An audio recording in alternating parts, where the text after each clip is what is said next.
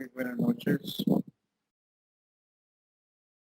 Vamos a iniciar este día con la tutoría 4, pero voy a esperar unos 5 minutos que alguien se ha retrasado en conectarse. Iniciamos en 5 minutos.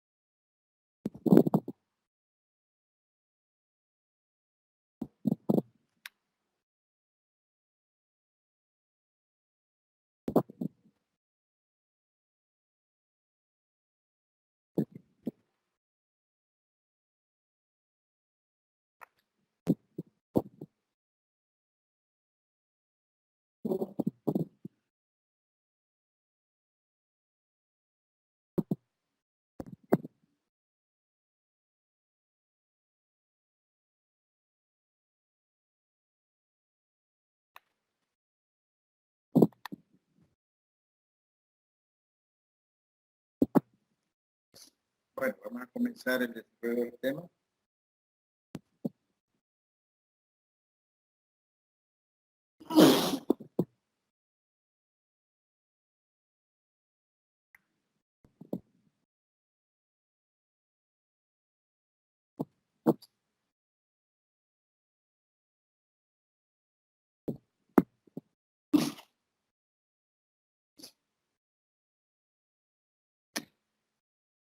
Bueno, el tema de este día corresponde a lo que dice la unidad 3.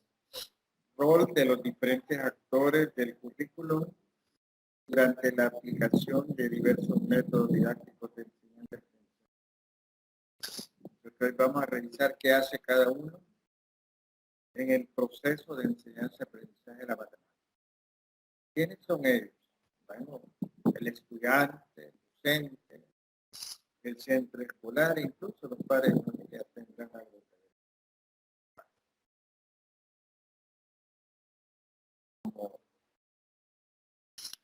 Vamos a iniciar entonces. Si no puede estar presente en la reunión en línea, puede ver la grabación que va a ser publicada en la plataforma.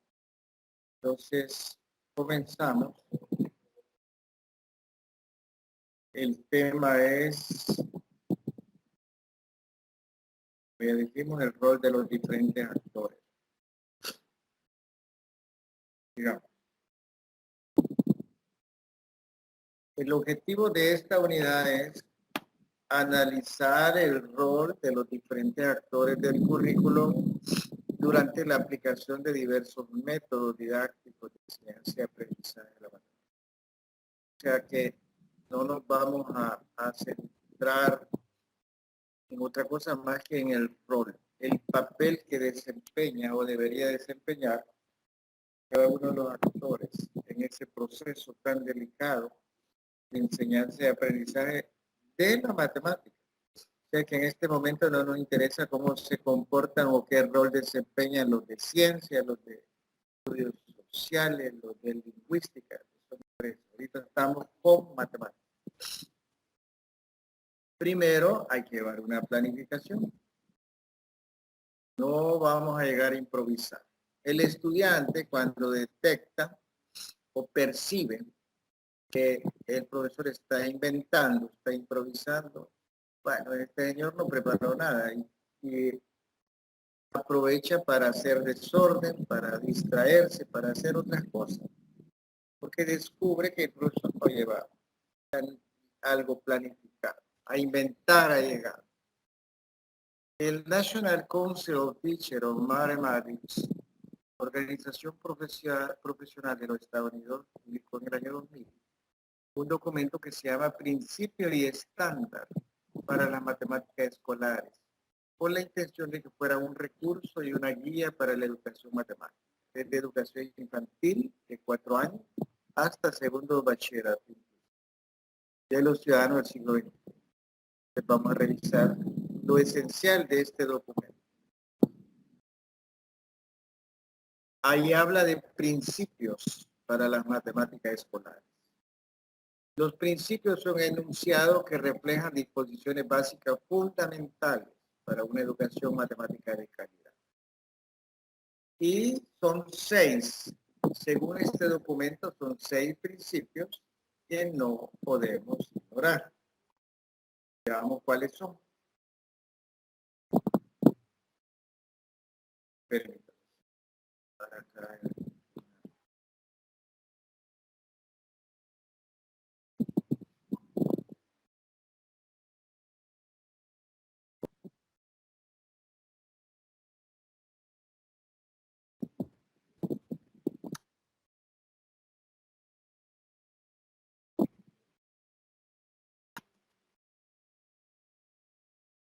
Bueno, veamos cuáles son esos principios.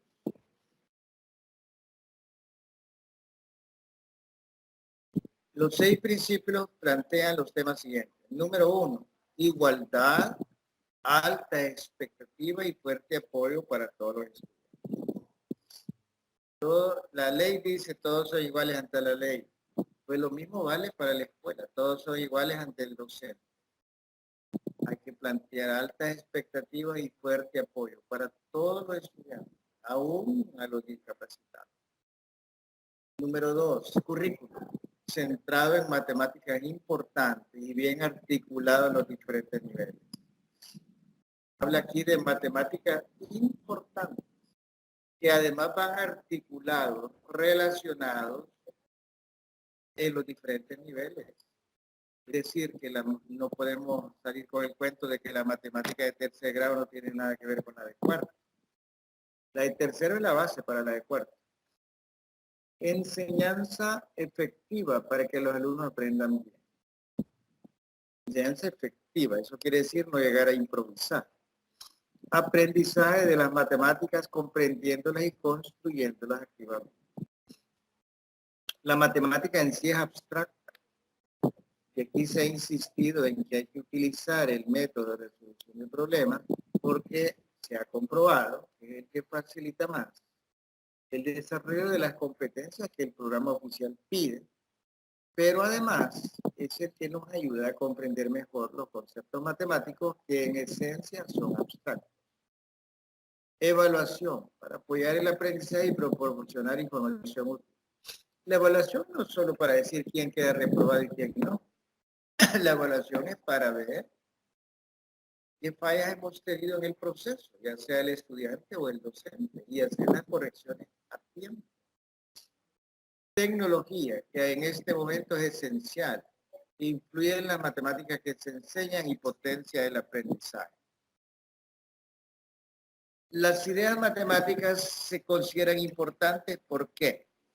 Primero, son útiles para desarrollar otros contenidos matemáticos, como por ejemplo las nociones de valor posicional, de equivalencia, etc.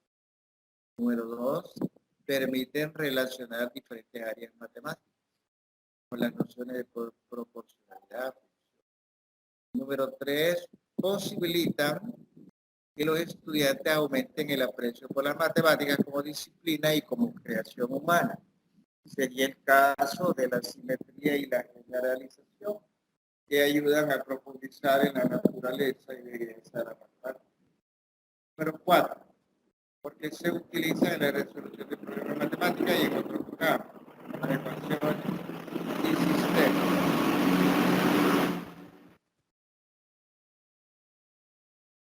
El conocimiento matemático que necesitan los está primero, conocimiento profundo de la matemática. Se debe tener un conocimiento profundo de la matemática para ser profesor. El primer requisito. Número 2, conocer las diferentes representaciones de un concepto, la potencialidad y debilidad de cada una y cómo se relacionan entre sí.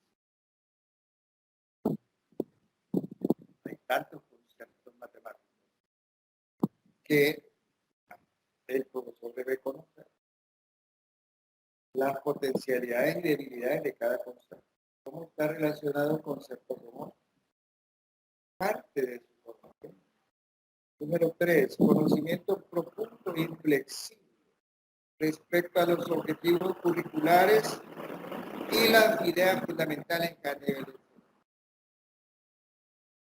Hay que conocer bien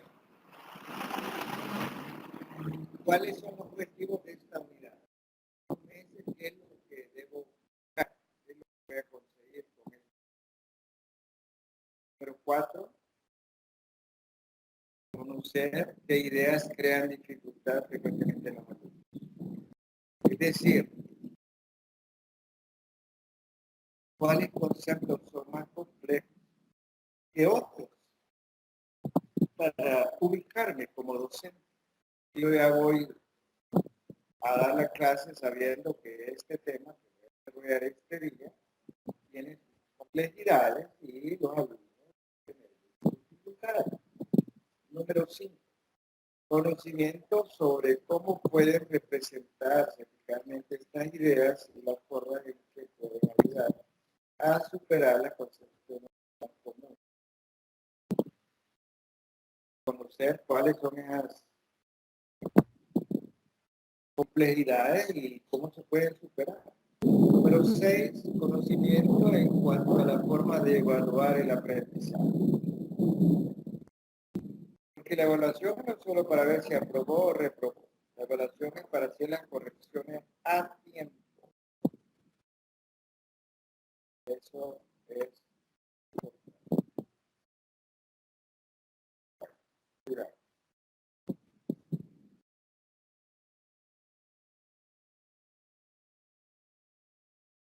El principio de aprendizaje. Aprender matemáticas es para principios y estándares un aprendizaje en el que se comprende lo aprendido. Estamos hablando de un nivel alto según la taxonomía de Bloom. Estamos hablando de comprensión. Comprensión a nivel alto. Para llegar ahí no se llega así normal. Se ha pasado todo un proceso para llegar a nivel de comprensión. Ser competente en un campo complejo como el matemático supone tener habilidad para usarlo con flexibilidad y aplicar con propiedad lo aprendido en un contexto a otro contexto. La comprensión conceptual es un componente fundamental en el conocimiento y la actividad de las personas complejas. Todo el conocimiento factual y la experiencia con el concepto. Es decir, yo demuestro que he comprendido los conceptos matemáticos abstractos y tengo la habilidad para usar esos conocimientos con flexibilidad, es decir, hay que ajustarlo y aplicar con propiedad lo aprendido en un contexto o en otro. Si yo tengo esa habilidad, es que yo he aprendido matemática, he comprendido los conceptos. Si esa habilidad no se tiene, pues significa que no he comprendido lo aprendido, no he comprendido los conceptos matemáticos. Claro. Acá estamos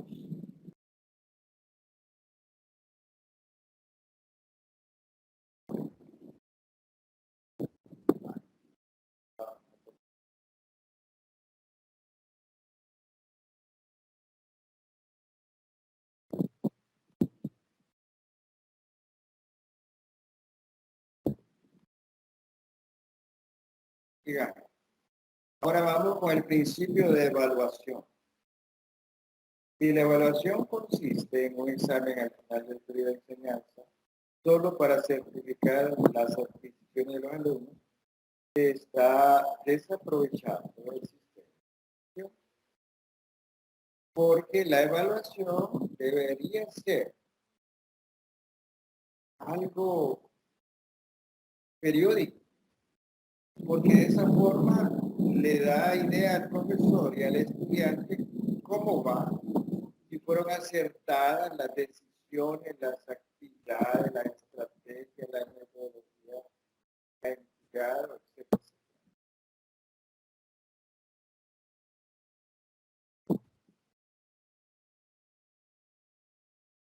Porque debe informarse a los alumnos de su proceso educativo.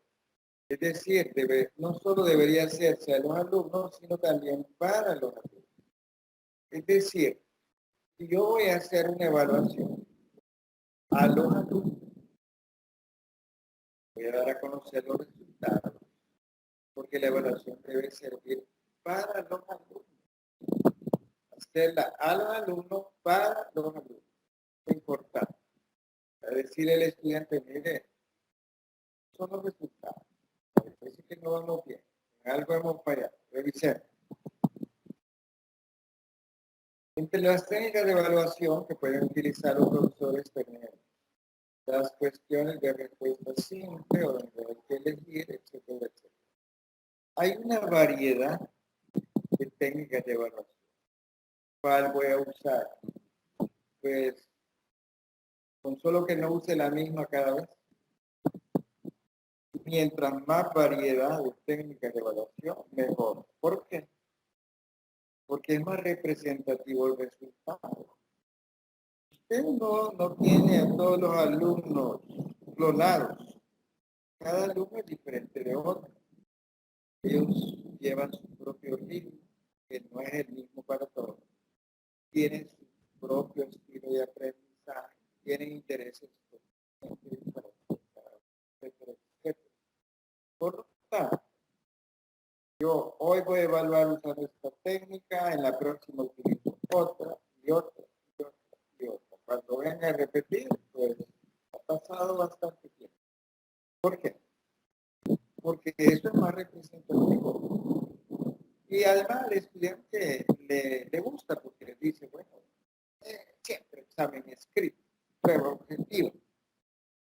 No, ¿verdad? Sí, no, es que mire, yo hice un proyecto y me evaluaron. Hice esto, me evaluaron. Hice esto otro también.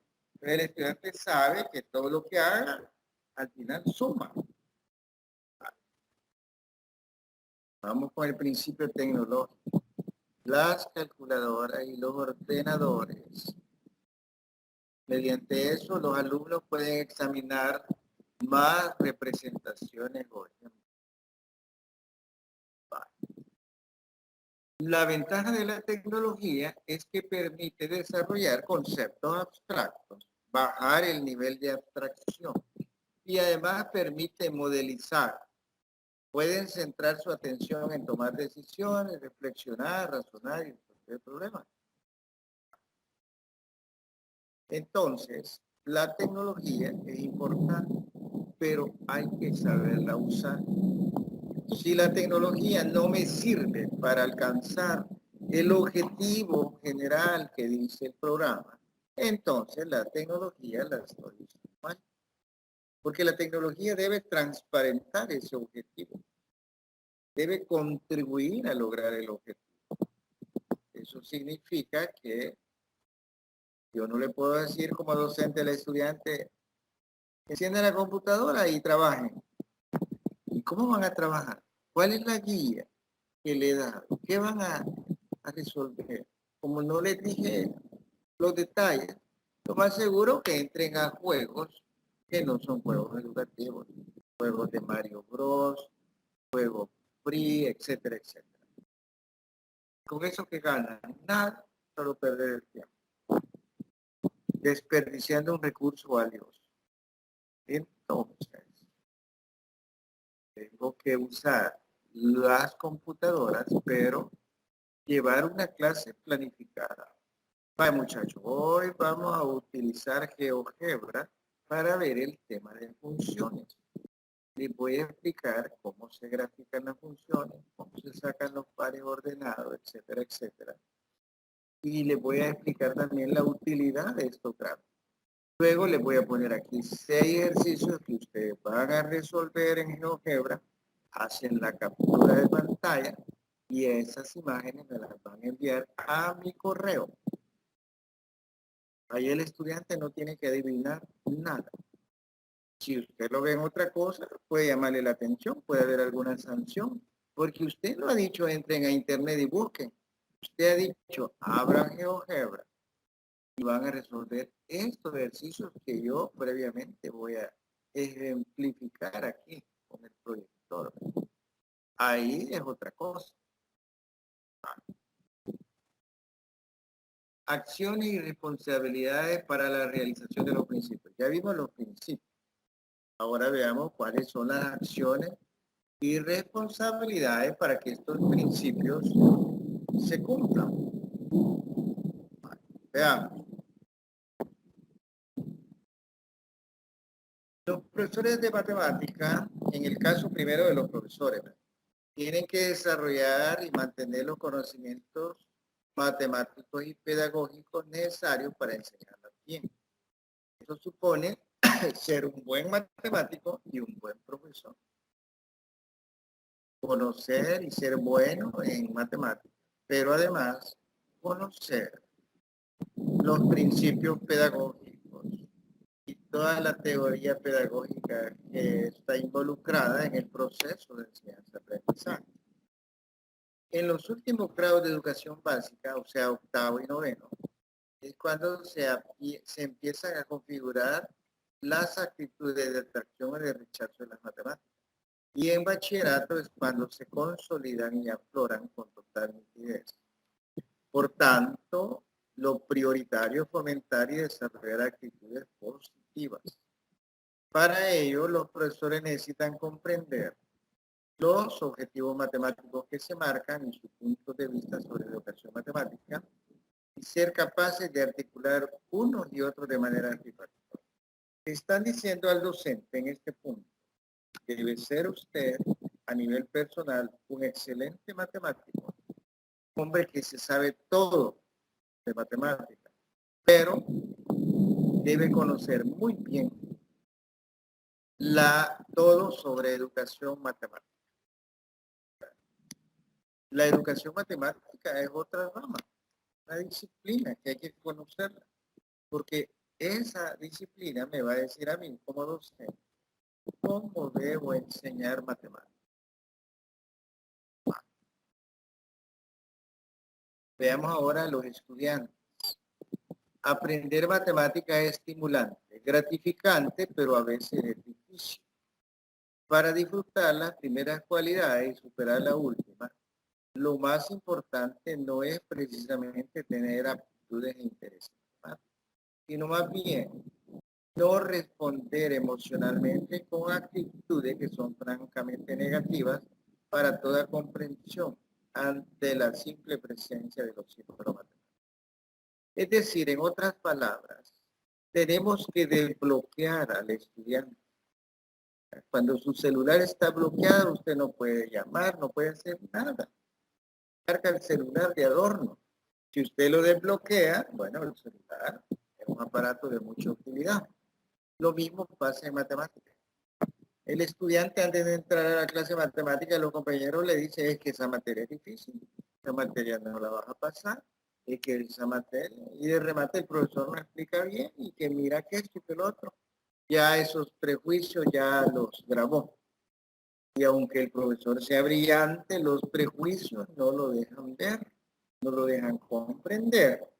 Y termina diciendo, tenían razón mis compañeros, esto es complicado. Vale. Entonces, hay que desbloquear. Por eso dice no responder emocionalmente con actitudes negativas. La parte emocional es importante, por eso hoy está de moda hablar de inteligencia emocional, porque el que utiliza bien sus emociones triunfa. estoy hablando de inteligencia cognitiva, no, estoy hablando de inteligencia emocional. Entonces hay que orientar al estudiante para que haga a un lado sus emociones, haga a un lado sus prejuicios, modifique sus actitudes, hay que desbloquearlo. Es que hay gente que viene bloqueada desde que nació, porque el tiernito que anda ahí gateando, que ni siquiera camina, escuchó cuando llegó el hermano mayor de la escuela. Mamá, me saqué 3 en matemáticas. Yo no entiendo matemáticas. Y la mamá le dice, tenés razón, hijo, yo también era mala en matemáticas. Es que esa materia es complicada.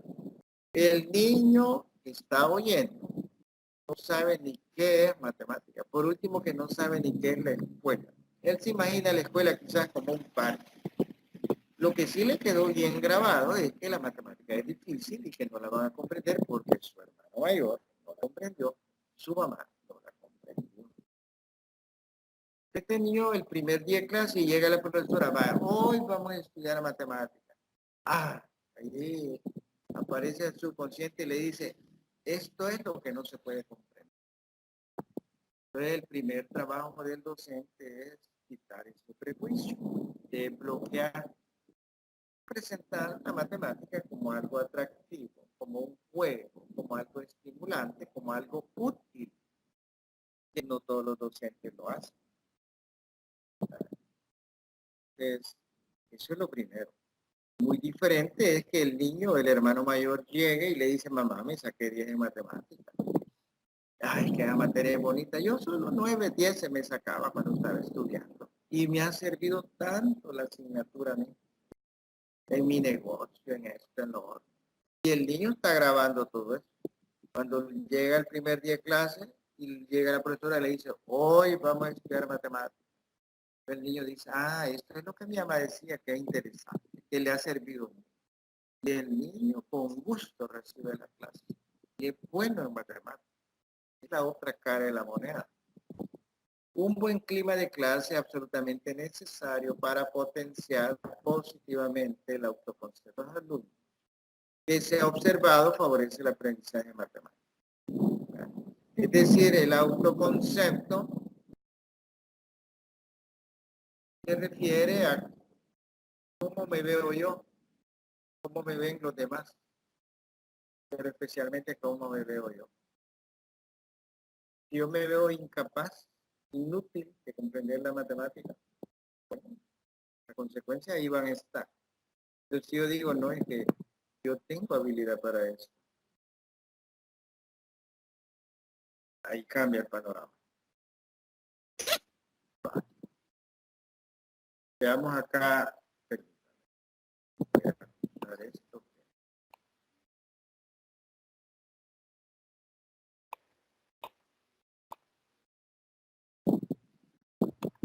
Bueno, estamos ahora siempre con el rol. Saber matemáticas no es solamente saber definiciones, teoremas, etcétera, etcétera. La persona que sabe matemáticas ha de ser capaz de usar los contenidos matemáticos para resolver. O sea que si alguien dice, yo sé matemáticas, soy bueno en matemáticas, porque conozco todos los teoremas, puedo hacer demostraciones, etcétera, etcétera. Esa es la primera parte. La segunda parte es que pueda utilizar esos conocimientos para resolver problemas de todo tipo, problemas de la vida real. Y usted puede decir, ¿y por qué? ¿Por qué se centra en problemas? ¿Por qué se enfoca en problemas? Ah, porque el plan de estudios de El Salvador dice que cada unidad, cada asignatura debe ayudar al estudiante a desarrollar ciertas competencias y le da la lista de las competencias. Pero ¿qué es una competencia? Según la definición del Ministerio de Educación de El Salvador, dice que una competencia es una capacidad para enfrentar un problema con garantías de éxito Entonces, cuando yo digo, aplique todos estos conocimientos matemáticos para resolver un problema, le estoy diciendo, desarrolle esa competencia. Porque competencia significa enfrentar un problema, pero no para decir no se puede resolver. Enfrentarlo con garantía de éxito, es decir, yo lo voy a resolver. Vale. ¿Qué matemáticas pueden aprender nuestros estudiantes? Vale. Lo primero es motivar a los estudiantes. La motivación es personal. Yo como docente puedo inducir al estudiante para que se motive, pero quien se va a motivar es él. Yo puedo crear ciertas circunstancias, realizar ciertas actividades que de una forma o de otra lo van a inducir la motivación. Si yo, por ejemplo, les digo, vaya, mire, hoy vamos a estudiar ecuaciones de primer grado. Para comenzar, ¿en qué me van a ser de utilidad las ecuaciones de primer grado? Revisemos eso. Y le dedicamos 10 minutos a explicar en qué caso me sacan de apuro las ecuaciones de primer grado. Todavía no he resuelto una ecuación, pero el estudiante, como decimos vulgarmente los salvadoreños, quedó picado. Chica, esto me va a servir. Explíqueme, profesor, cómo se resuelve, cómo se plantea, porque usted dice que esto sirve. Y por último, los alumnos aprenderían más y mejor si los profesores fuéramos excelentes docentes. Lamentablemente, pues hay una variedad de docentes. Buenos, malos, regulares. Y están los excelentes. Si fuéramos excelentes docentes, aprenderíamos más. Un docente excelente sabe cómo guiar al estudiante en el proceso de enseñanza-aprendizaje. Y el estudiante no siente ni a qué horas está resolviendo ejercicios de matemáticas muy complejos y comprendiendo conceptos matemáticos no solo abstractos, sino además complejos, gracias al docente que lo ha sabido guiar en ese camino. Un mal docente es un mal guía. El tema es complejo, el concepto es abstracto y complejo, y el docente chambón, no vamos a ninguna parte. Teoría o práctica educativa. En la enseñanza y aprendizaje, la teoría describe la forma en que se aprende. Y la práctica prescribe cómo las personas influimos para que se aprenda. Dos aspectos controvertidos que dividen a los docentes en los teóricos y los dedicados a la práctica.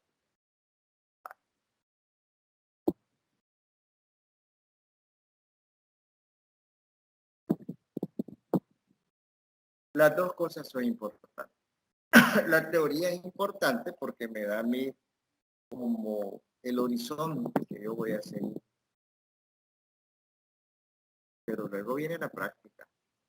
¿Cómo concretizar eso? Porque el horizonte es ideal, ¿verdad? Es como como se llama esto en filosofía,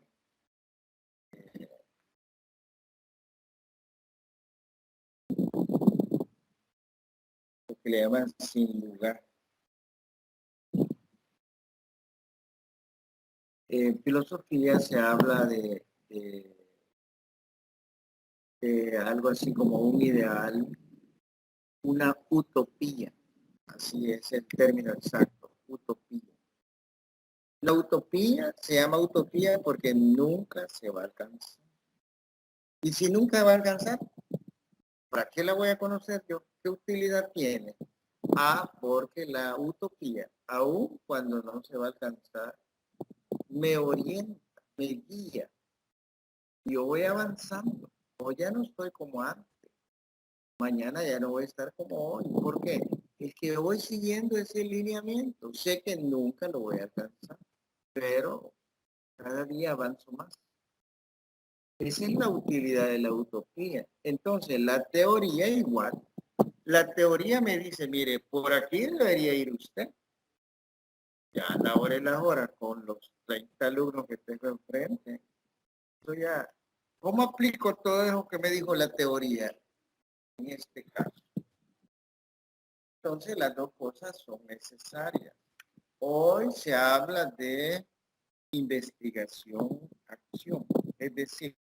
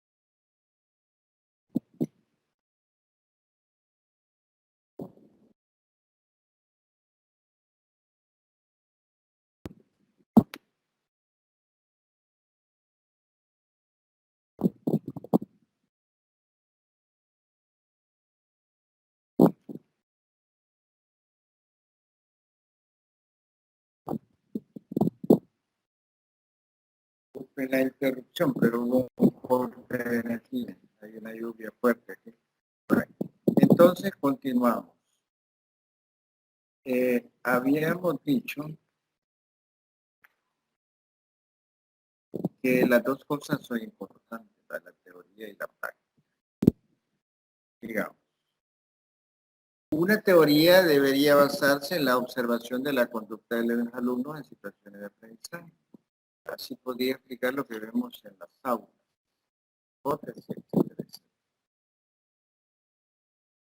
¿Necesitan los profesores de matemáticas conocer teorías de enseñanza-aprendizaje? Sí, claro que sí. Por lo que ya dijimos, ¿verdad? Para desarrollar su labor, los profesores tienen que tomar decisiones respecto a algunas cuestiones, como qué contenido impartir, etcétera, etcétera. Adoptando, por tanto, posiciones teóricas al elegir determinados puntos de vista. La tarea docente no puede realizarse sin aceptar unas opiniones teóricas, pero tales teorías deberán estar firmemente basadas en datos empíricos. O sea, en otras palabras, no vamos a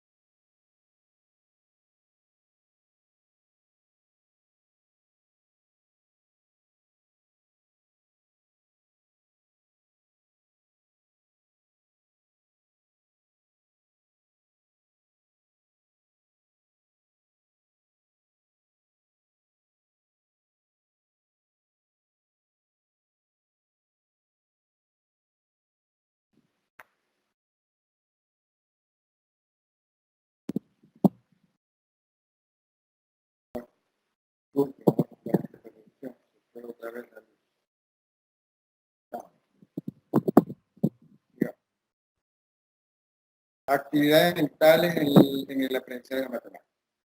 Las matemáticas son ante todo una actividad mental, porque las matemáticas estudian las relaciones entre los factores matemáticos y operaciones mentales o cálculos a que pueden dar lugar. La formación de la capacidad matemática, el llamado saber hacer, según Damore, incluye tanto el uso de conceptos como de estrategias, como de actividades algorítmicas. Es decir, si hablamos de actividad mental, que las matemáticas son una actividad mental, involucra toda una serie de actividades que menciona aquí Damore. Algunas de estas capacidades tienen que ser aprendidas, otras retenidas y otras reproducidas. Y además deben ser combinadas con otros conceptos, símbolos, métodos de demostración. Y todo eso combinado para resolver problemas. Entonces, es compleja la matemática. Y hay que darnos cuenta de ello. Fromm señaló que existían 4 tipos de aprendizaje matemático. ¿Cuáles son? Memorización simple, aprendizaje algorítmico, aprendizaje conceptual y resolución de problemas. El mejor, como ya vimos, es el problema. Pero eso no quiere decir que los otros sean malos, sino que hay que utilizarlos discretamente, pero orientado todo a la resolución del problema. Veamos la memorización simple. La disposición inmediata del conocimiento es evidentemente un factor de eficacia, por lo que la memorización de contenidos matemáticos es importante para su uso eficaz. No hay de otra, hay que memorizar ciertos conceptos. Y aquí pone algunos ejemplos. La matemática incluye palabras, símbolos, hechos numéricos, fórmulas, reglas, propiedades. Todo esto hay que memorizarlo, no queda otra. Pero hay que tomar en cuenta que la retención y la memorización son más fáciles si lo que se ha aprendido es significativo en relación con la estructura de conocimiento ya existente. Es decir, pueden ser varios conceptos que yo tengo que memorizar, pero si me los quiere memorizar con facilidad, el profesor me va a plantear a mí algunas situaciones, va a utilizar algunas estrategias, de tal manera que todo lo que yo haga en la clase lo considere significativo. Significativo significa que es pertinente para mí. Y es pertinente, lo veo de utilidad, entonces me va a salir más fácil memorizar. Porque hay una parte que necesariamente hay que memorizar.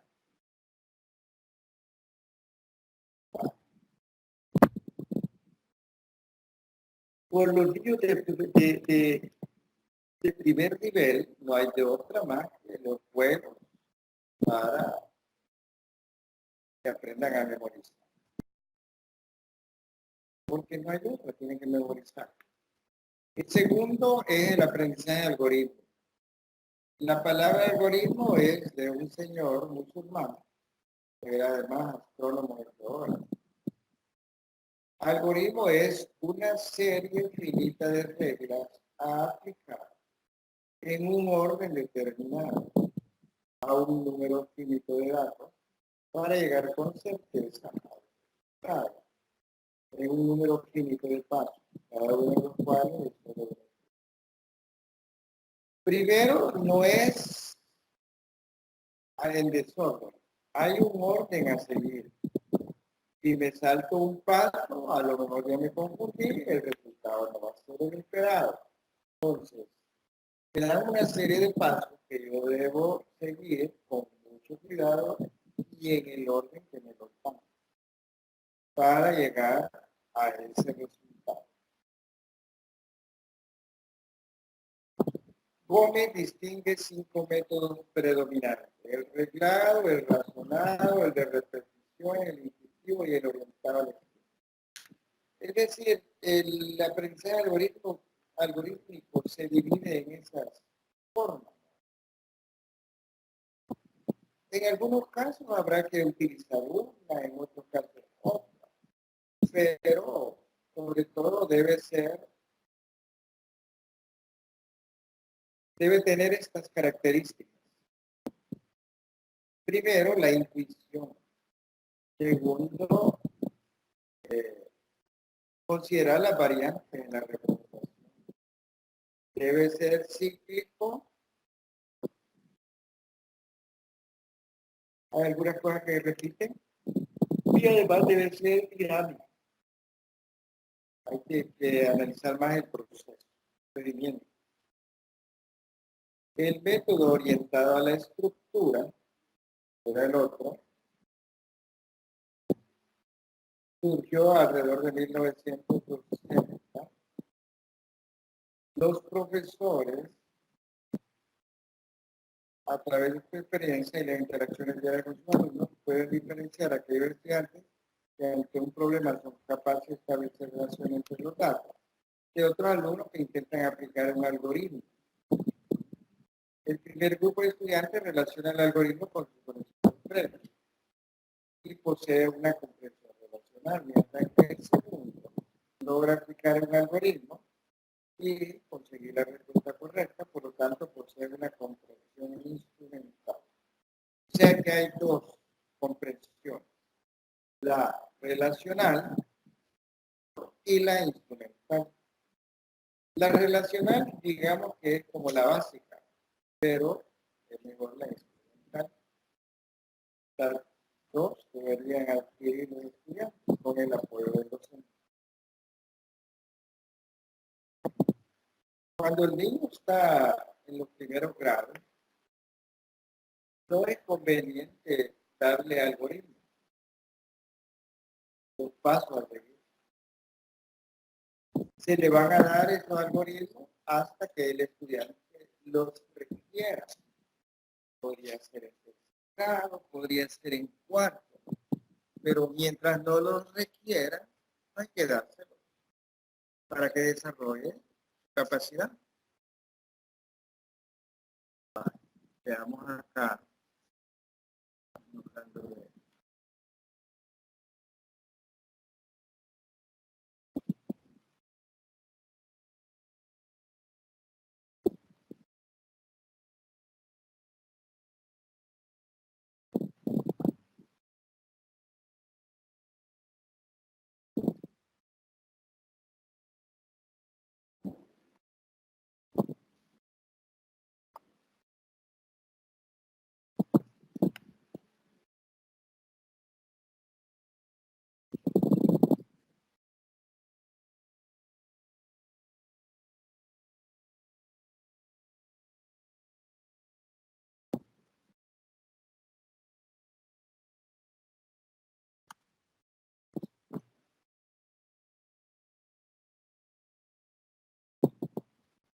Continuamos entonces.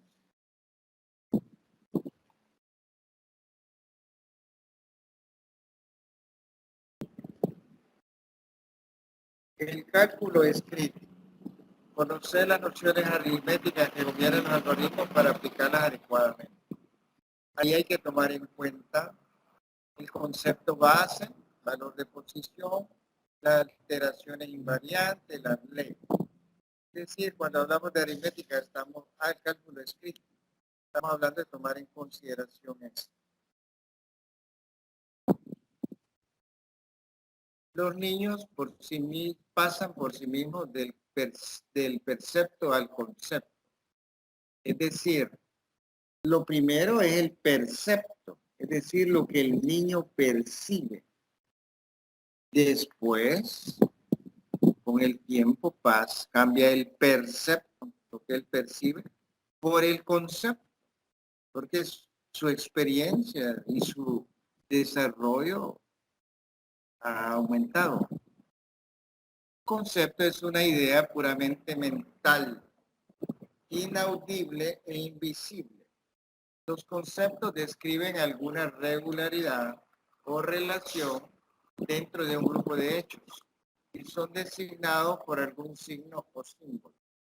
Entonces el niño hay que tener en cuenta, mientras más pequeño es, tiene lo que se llama percepto, cómo percibe él lo que yo le estoy presentando. Después, una vez que avanza en su desarrollo, pasa a el concepto. Aprendizaje de conceptos. Podemos distinguir dos tipos de conceptos.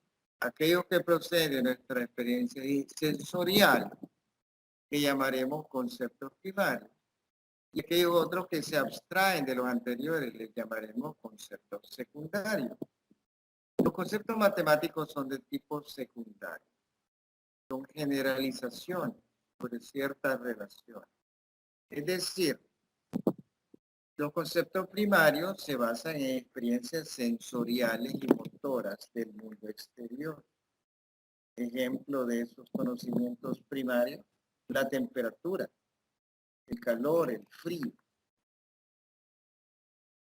En cambio, los conceptos secundarios son generalizaciones sobre relaciones en ciertas clases de datos.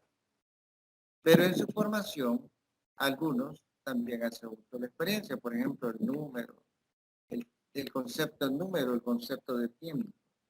Entonces, ahí hace relación a ciertas cosas que están en la experiencia cotidiana, pero ya en otro nivel, por eso se llaman conceptos secundarios. El proceso de conceptualización es personal. Cada individuo ha de construir el suyo.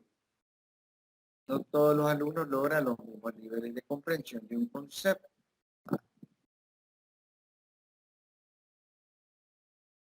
Las definiciones pueden verse como una vía de añadir precisión a las fronteras de un concepto. Es decir, ya capté el concepto, pero si yo lo quiero delimitar, quiero ser más específico, entonces ya se transforma el concepto en una definición. Y una definición yo la puedo entonces relacionar. El profesor Scheme considera dos principios objetivos para el aprendizaje de la matemática. ¿Cuáles son esos objetivos? Primero, los conceptos de un orden más elevado que aquellos que una persona ya tiene no le pueden ser comunicados mediante una definición, sino solamente preparándola para enfrentarse a una colección adecuada de ejemplos. Número dos, puesto que en matemática estos ejemplos son invariablemente otros conceptos, es necesario en principio asegurarse de que estos se encuentran ya formados en la mente que aprende. Es decir, quiero pasar a un concepto un poco más complejo. Para que el alumno comprenda eso, lo mejor es darle ejemplos. Eso es todo. El concepto en sí probablemente no lo va a comprender bien, pero si yo le doy ejemplos, al entender los ejemplos, él va a comprender mejor el concepto. Ahora vamos con lo que es resolución de problemas. La resolución de problemas, bueno, no digo que si tienen alguna pregunta, algún comentario. Sí hay.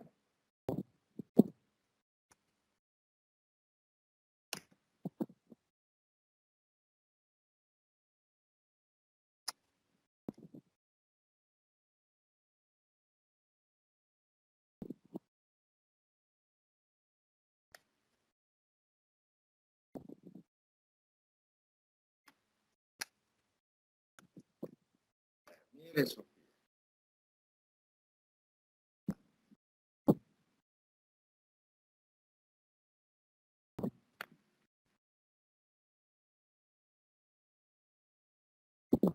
Le voy a poner las preguntas en este momento, Sofía, y las voy a comentar por alguna duda. Bueno, veamos solo son 3 preguntas.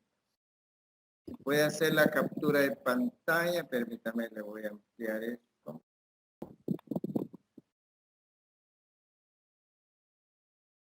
Ampliar esto para que las puedan ver bien. Para la primera pregunta dice, ¿qué matemáticas pueden aprender nuestros estudiantes? La pregunta es bien amplia, pero si usted quiere, mi sugerencia es que elija un nivel, digamos, bachillerato, por ejemplo. ¿Qué matemáticas pueden aprender los estudiantes de bachillerato? O si usted prefiere, elija tercer ciclo o universidad. Porque ahí hay varios factores que considerar. Pero si usted lo pone así en general, siento yo que es más complejo. Debería elegir un nivel para facilitarle las cosas. Número 2. ¿Por qué es importante que los profesores de matemáticas, para los profesores de matemáticas, conocer teorías de enseñanza-aprendizaje? ¿Por qué debería conocer las teorías? Porque las teorías son como el fundamento sobre el proceso de cómo enseñar y cómo aprenden los alumnos. Por eso es importante. O sea que para ser profesor de matemáticas no es suficiente con que sea buen matemático, profundo en matemáticas, excelente en matemáticas. No es suficiente. Porque si va a enseñar, debe conocer las diferentes teorías de enseñanza-aprendizaje. No las debe conocer todas, pero al menos conocer las más importantes. Y la tercera dice cuál es la diferencia entre teoría o práctica educativa. La teoría es como lo que decíamos, ¿verdad? La utopía. Es útil porque me orienta. En cambio, la práctica ya es la realidad. Pero mire, ya en concreto, ¿qué voy a hacer o qué hice para que estos alumnos comprendan este concepto matemático? Eso ya es práctica. Las dos van de la mano. ¿Va? No puedo separarlas, porque la teoría me orienta, pero la práctica ya es la realidad que vivimos en el aula. Entonces, si no hizo la captura de pantalla, yo se la mando después. Vale. Vamos a continuar entonces. Ya casi terminamos. Estábamos hablando del método de resolución de problemas. Vale. Todos los demás métodos se juntan para resolver un problema. O sea que el método de resolución de problemas es más completo.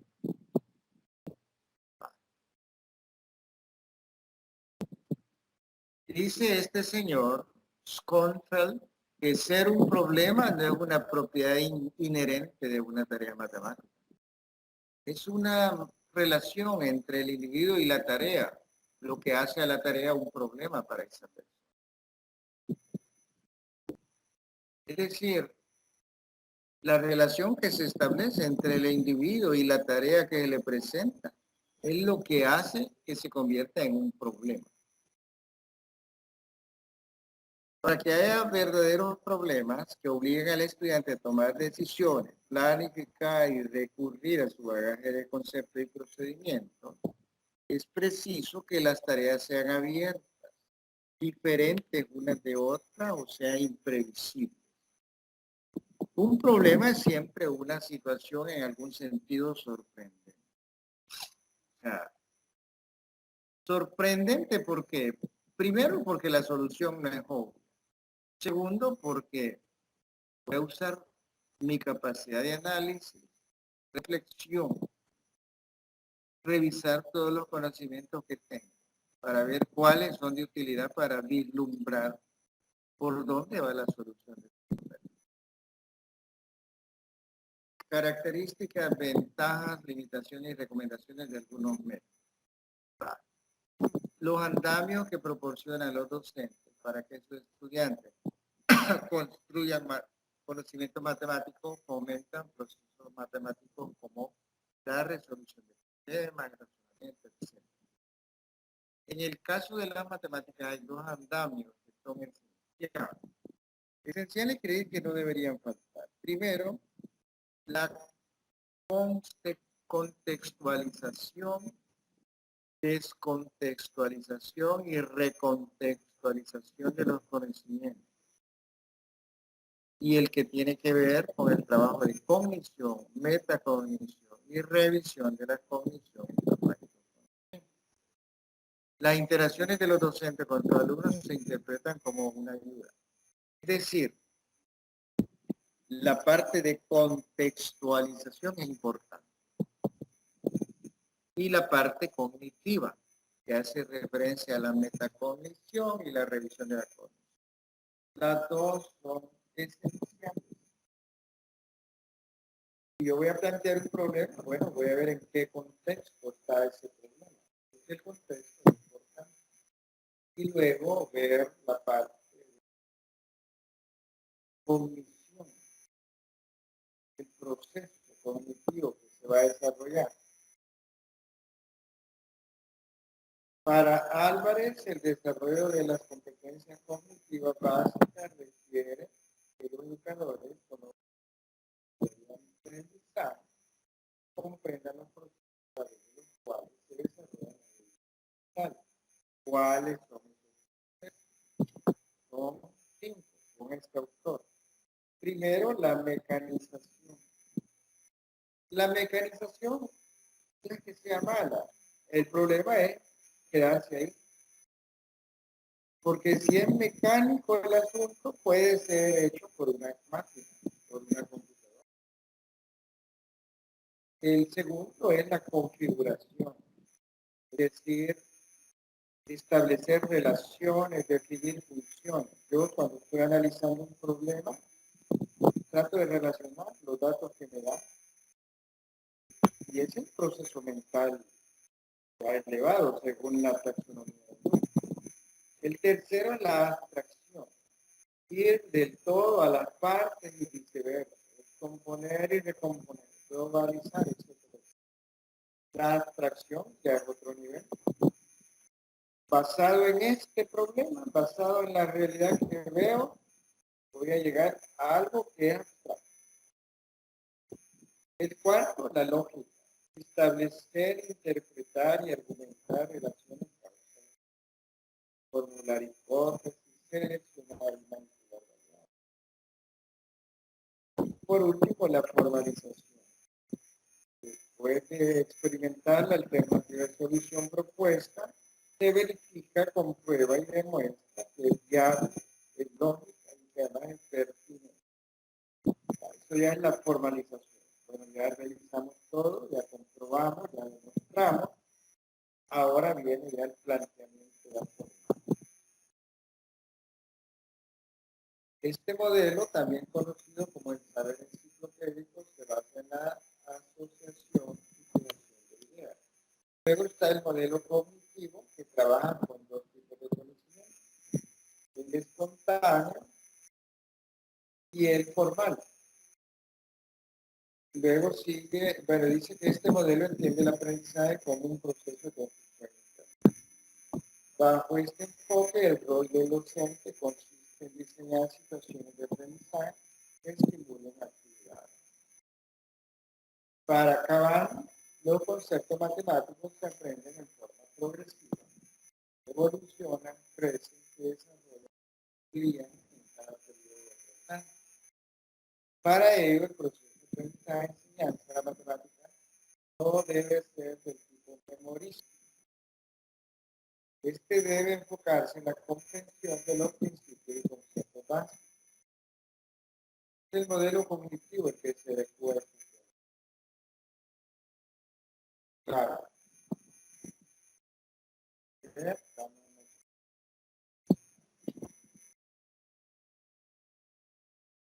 Para Hernández, desde el modelo cognitivo existen 4 principios básicos para enseñar matemáticas. ¿Cuáles son? Promover el uso de procesos cognitivos. Número 2, poner énfasis en el aprendizaje de conceptos. Número 3, enfatizar la motivación física y establecer. Aquí tiene una tablita que les recomiendo que la revisen con cuidado. Pueden un poco extensa, tiene 2 columnas. ¿Qué es lo que como docentes debemos promover o fortalecer o favorecer? ¿Y qué es lo que se debe evitar? Por ejemplo, dice, trabajo cooperativo, es decir, trabajo en equipo, debemos promoverlo. Pero lo que se debe evitar es la práctica individual mecánica. Práctica individual mecánica no me va a ayudar gran cosa a la hora de resolver un problema de la vida real.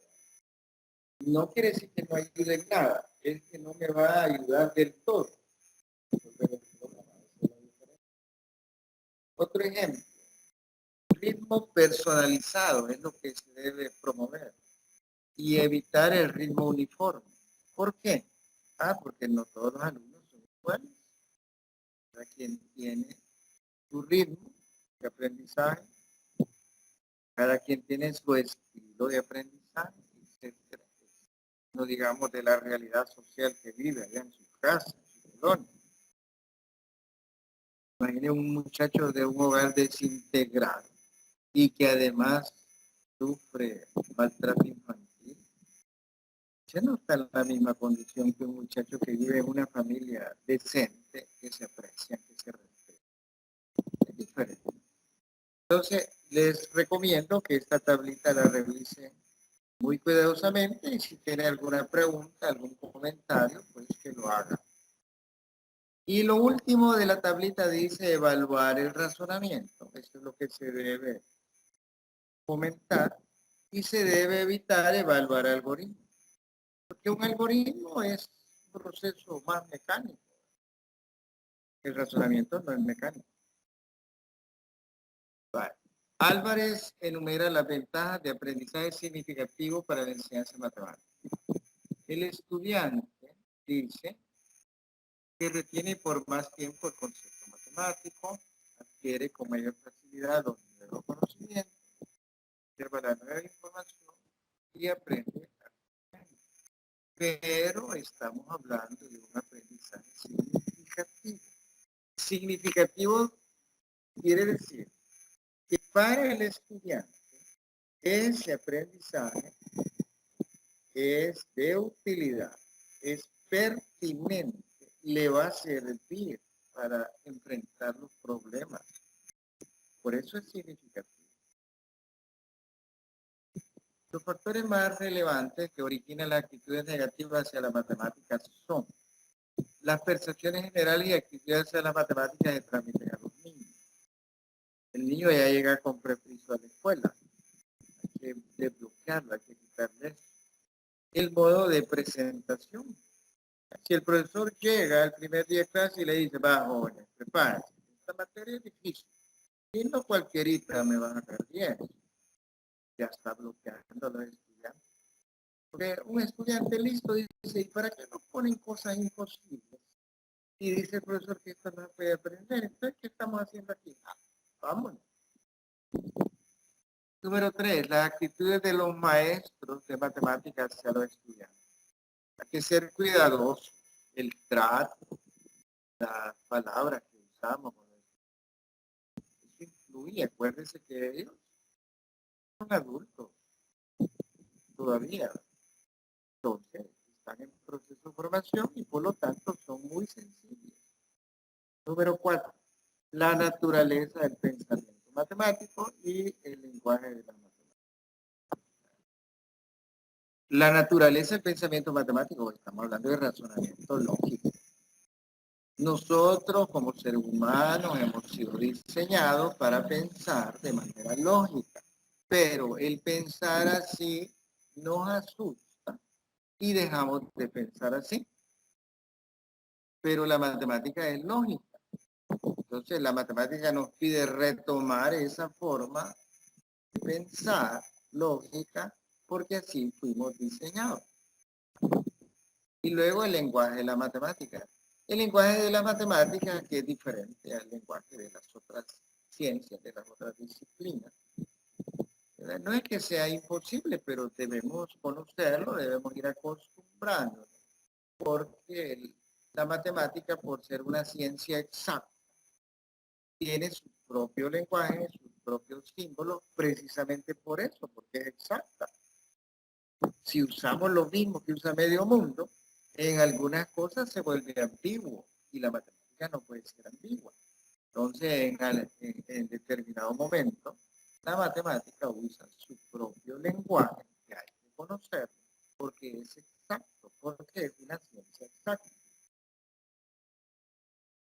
Veamos acá. Vasco, con esto prácticamente estaríamos Vasco sugiere que si los profesores vivieran y enseñaran las matemáticas como un arte, sus estudiantes podrían también disfrutar. Si nosotros viéramos enseñar matemáticas como un arte, sería otra cosa. Un cantante, por vocación, aunque nadie llegue al concierto, él canta, porque él disfruta de lo que hace, él goza de lo que hace. Y la gente que llega a ver el concierto se emociona por eso, porque el hombre está tan entregado a lo que hace que la gente sensible dice, bueno, este hombre sí vive la música. Eso es importante. El caso típico de Agustín Lara, un hombre feo, con música aburrida, pero le ponía tanto sentimiento al canto que la gente pagaba por ir a ver eso. Él vivía lo que cantaba y la gente se emocionaba. Algo así debería ser en matemáticas. El profesor está tan enamorado de la matemática que él disfruta explicando los conceptos matemáticos. Él disfruta y les pinta a los alumnos la importancia, la utilidad de la matemática. El alumno se emociona. Se emociona porque ve al hombre enamorado de la matemática. Eso se convierte entonces en un arte. Una educación matemática, esta es la conclusión que aparece ahí en el folleto. La voy a leer y la voy a medio explicar. Una educación matemática de calidad debe proporcionar a los estudiantes las herramientas que les permitan actuar en una variedad de situaciones de la vida. La matemática es, o le debería ayudar al estudiante a enfrentar problemas y resolverlos con éxito.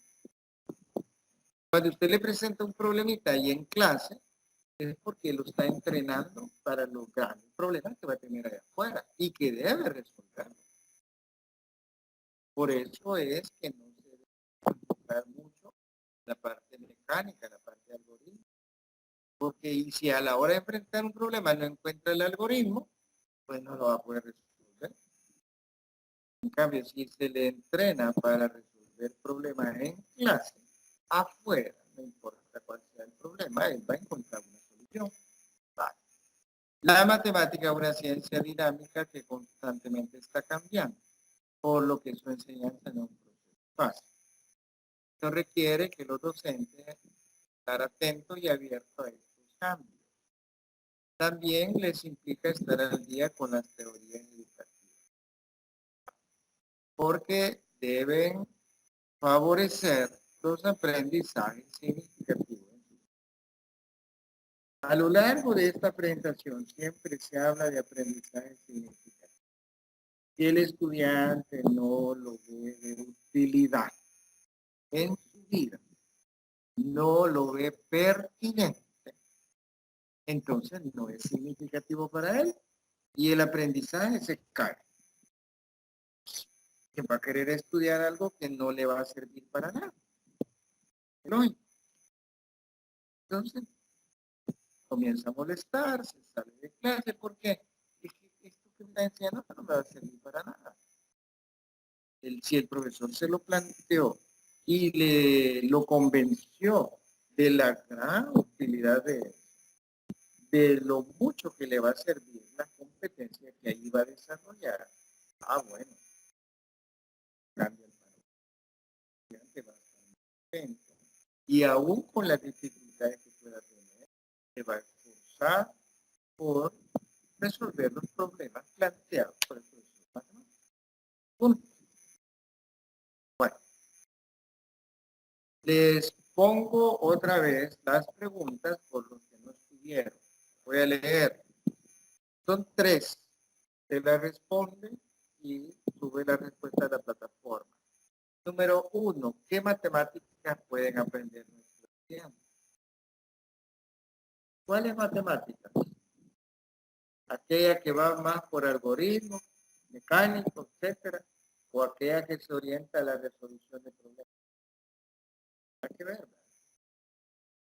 Número 2, ¿por qué es importante que los profesores de matemáticas deban conocer teorías de enseñanza? Hay tantas teorías y el profesor debe conocerlas. No todas, pero sí las más importantes. ¿Por qué? Porque ese es su negocio, enseñar matemáticas. Y el estudiante aprender matemáticas. Entonces, hay que conocer cómo se aprende, qué dicen estos autores, qué dicen estos otros. Y la tercera, ¿cuál es la diferencia entre teoría o práctica? ¿Cuál es la diferencia? Yo ya traté de explicarlo a lo largo de la videoconferencia. Entonces, estas son las 3 preguntas. Si no han estado en la videoconferencia, voy a tratar de enviársela a su correo para que la respondan. Yo sí les sugeriría, para terminar, que por muy ocupados que estén, hagan un espacio para ver la grabación, los resultados de algunas tareas que a mí no me convencen mucho.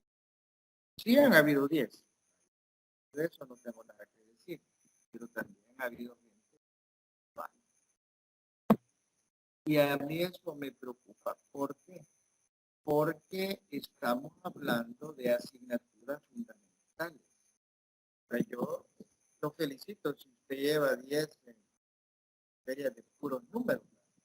Usted está llevando cálculo diferencial, usted está llevando álgebra o cualquier otra asignatura de puros números. Salga 10, excelente. Pero como esta carrera es licenciatura para la enseñanza de la matemática, supone que usted algún día va a ir a enseñar. Eso que aprendió en álgebra, eso que aprendió en cálculo y sacó 10, eso es lo que va a ir a enseñar. El problema es cómo va a ser para enseñarlo. Ahí es donde estas asignaturas le echan la mano. Por lo tanto, vienen a completar su formación y no deberíamos ignorarlas o no dedicarles tiempo. Las notas de ustedes no son del todo malas en las tareas que calificaron, pero podrían ser mejores. Así como le dedican tiempo a la materia de puros números, porque eso es importante, haga un espacio para estas otras y hay que mejorar esa calidad. Yo trato de ser cuidadoso a la hora de calificar. Usted merece 10, tenga la seguridad que yo le voy a poner 10. Y ahí sale sobrando, si le cae bien, cae mal, esto y lo otro. Eso no importa, si usted merece 10, tenga la seguridad que va a poner 10. Pero si usted no lo merece, yo le voy a poner lo que merece, según lo que dice ahí, la tarea. No voy a calificar a lo loco, ahí hay criterios de evaluación. Le explico eso porque ustedes tienen capacidad, que si la aprovechan o no, ese es otro lío. Capacidad, ahí está. Desde luego que sacan 9, 10 en la materia de puros números, porque no van a sacar 9, 10 acá. Porque no le dedican tiempo. Bueno, también estoy dando un área. Y ustedes dicen, no, que mire, yo ya cuando me gradúe, entonces sí, mentira. Cuando se gradúe va a estar tan lleno de cosas que no va a tener tiempo de leer nada. Que lea ahora, está en proceso de educación, y eso le va a ayudar un montón. Bueno, con esto estaríamos prácticamente terminando esta reunión. Les agradezco mucho a los poquitos que se conectaron y los demás, pues, los invito a ver la grabación que va a estar en plataforma.